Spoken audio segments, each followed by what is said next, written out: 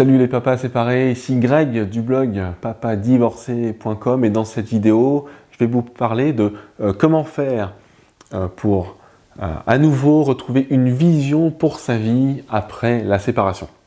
Et je vous invite tout d'abord à cliquer sur le petit bouton ici en bas à droite, vous abonner à la chaîne et rejoindre des centaines de papas séparés et divorcés. Alors comment retrouver une vision pour sa vie après la séparation, c'est une grande question parce que généralement, quand on est dans ce processus de séparation ou de divorce, votre vie elle est totalement chamboulée. Que vous ayez initié cette séparation ou encore plus si vous l'avez subie, voilà, il y a énormément de changements qui vont venir tout à coup percuter votre quotidien. Et ça, c'est des choses qu'on a du mal à faire face parce qu'il y en a énormément.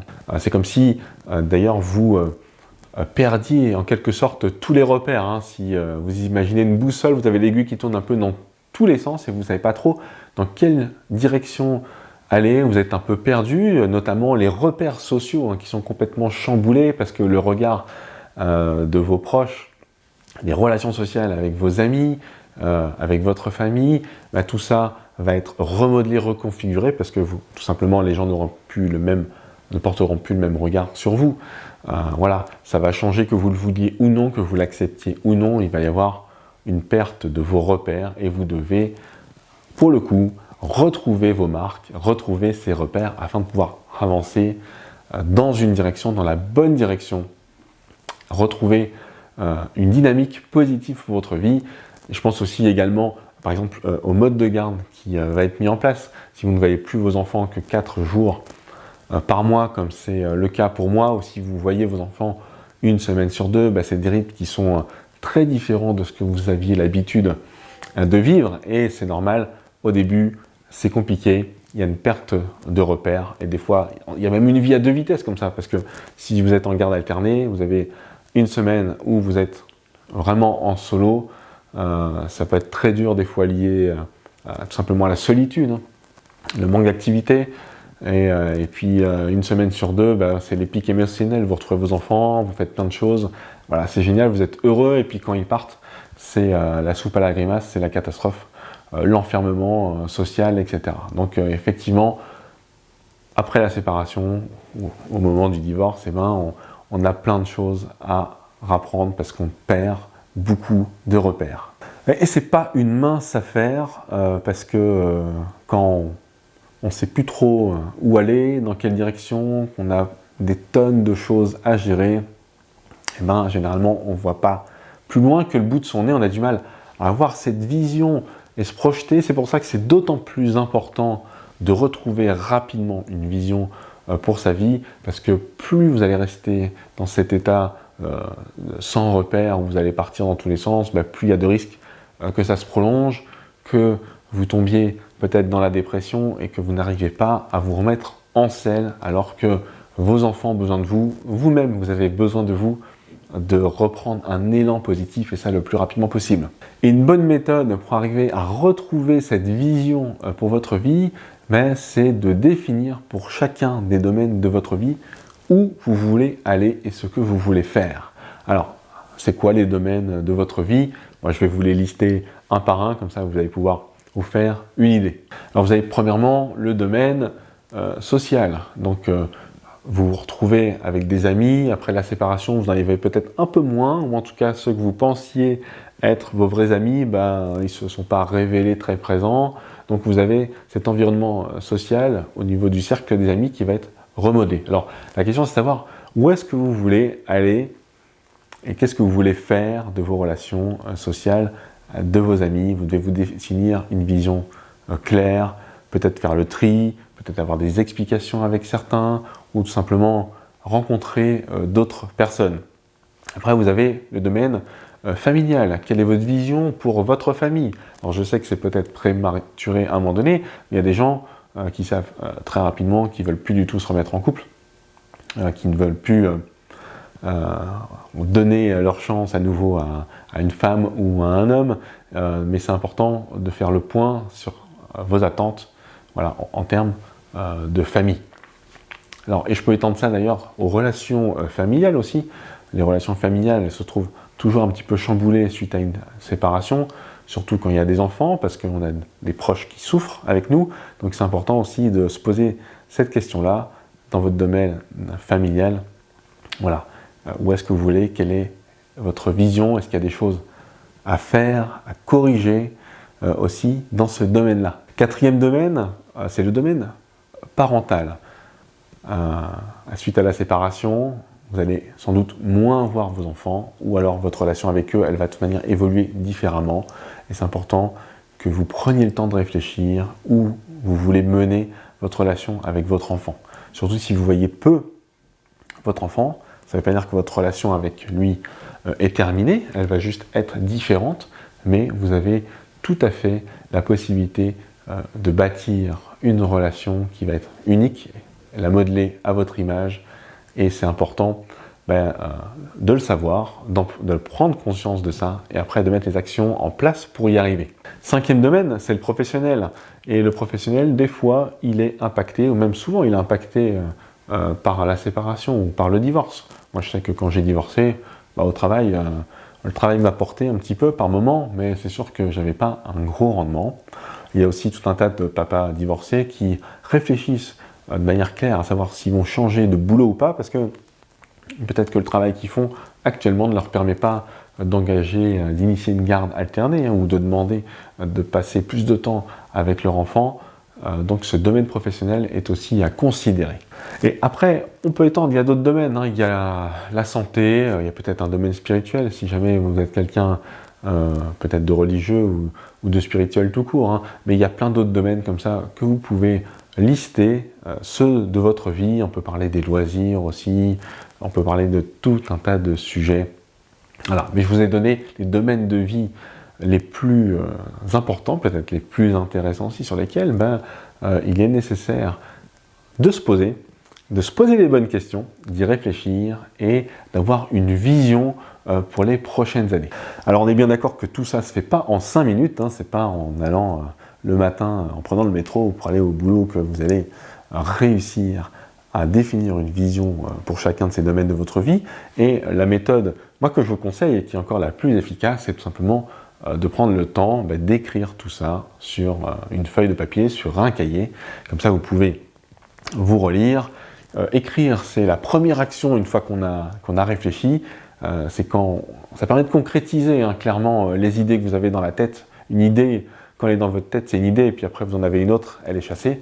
Si vous l'écrivez quelque part, elle se matérialise, elle devient déjà un peu plus vraie, un peu plus tangible, on peut presque la toucher, et ça vous permettra de revenir dessus, de l'affiner, de se dire, non, finalement, je pensais ça, maintenant je pense complètement différemment, et j'ai bien eu raison, à un moment donné, de l'écrire, parce que je sais que je faisais fausse route, ou alors peut-être que votre idée sera encore confortée, ou peut-être un petit peu modifiée, quand vous allez pouvoir améliorer les choses, et c'est important de prendre du temps, d'écrire votre vision, vos objectifs pour chacun des domaines de votre vie. Mon deuxième conseil, c'est une fois que vous avez cette vision pour les différents domaines de votre vie, je vous conseille de créer un vision board. Alors un vision board, c'est quoi ? C'est tout simplement un endroit où tous les jours vous allez avoir, un visuel de vos objectifs par domaine de votre vie, qui va vous rappeler sans cesse et vous remettre en face des yeux des éléments qui vont faire penser à ces objectifs. Alors ça peut être tout simplement votre frigo que vous ouvrez tous les jours, vous mettez des magnets, et puis là, je ne sais pas si vous avez un objectif de partir en voyage au hasard en Thaïlande avec vos enfants, vous pouvez attacher une image que vous avez découpée dans un magazine, ou une photo que vous avez imprimée d'une belle plage en Thaïlande, d'un avion juste à côté, et puis vous mettez une photo de vos enfants. Ça vous donne l'opportunité de voir très souvent cette image et de rester concentré sur cet objectif, d'avoir le focus dessus, de vous dire mais qu'est-ce que je dois faire, c'est quoi la prochaine étape pour que je puisse faire avancer ce projet-là. Voilà, cette idée du vision board, elle est quand même extrêmement importante, parce que d'avoir en face des yeux ces éléments, ça va vous permettre de garder une motivation toujours au top. Alors le frigo, c'est très bien. Maintenant, si vous avez un cadre avec un peu du liège, vous pouvez attacher des éléments comme ça. Mais en tout cas, si vous faites cet exercice-là, mettez-le à un endroit où vous êtes certain de le voir le plus souvent possible devant vos yeux. Alors, quels sont les bénéfices de fixer des objectifs comme ça pour avoir une vision pour sa vie? C'est simplement déjà de ne pas vous éparpiller dans tous les sens. Le fait d'avoir une liste comme ça précise d'éléments qui sont fixés, auxquels vous avez réfléchi au préalable, voilà, ça va vous donner un cap. Donc là, c'est fini la boussole qui gigote dans tous les sens. Vous avez des directions dans lesquelles vous devez vous engouffrer et vous pouvez avancer sereinement. Ça va vous permettre de ne pas vous éparpiller inutilement et perdre de l'énergie à réfléchir ou à partir dans tous les sens parce que vous avez une idée qui en chasse une autre, une initiative qui en chasse une autre, et là vous perdez du temps, vous cramez de l'énergie et c'est pas bon du tout pour la suite.